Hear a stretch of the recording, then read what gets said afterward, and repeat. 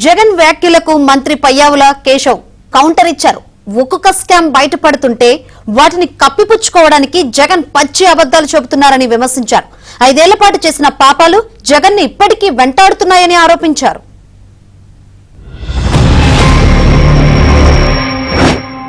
Ursa అనే సంస్థ అంట, ఊరు పేరు లేని సంస్థకు విశాఖపట్నంలో రూపాయికి ఇడ్లీ వస్తుందో లేదో తెలియదు కానీ రూపాయికి ఉర్సాకు 3,000 కోట్ల రూపాయలు భూములు ఇస్తున్నారు. దాని క్యాబినెట్ క్లియర్ చేసింది. ఈ మనిషి నారా లోకేష్ స్నేహితుడు. లూలు అంట విశాఖపట్నంలో ఒక మాల్ కట్టడానికి 2,000 కోట్ల రూపాయలు విలువ చేసే భూమిని అప్పనంగా ఉచితంగా చేతిలో పెడతా ఉన్నారు.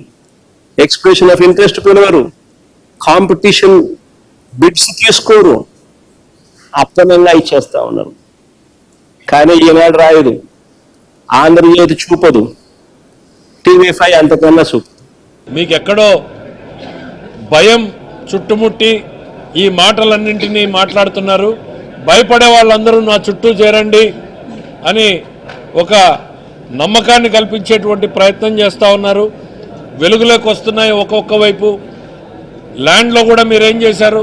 దాదాపు లక్షల ఎకరాలు ఫ్రీ హోల్డ్ పేరుతో మీ వాళ్ళు చేసినటువంటి అగ్రిమెంట్లు అధికారులు ఇవాళకి తలబట్టుకుంటున్నారు.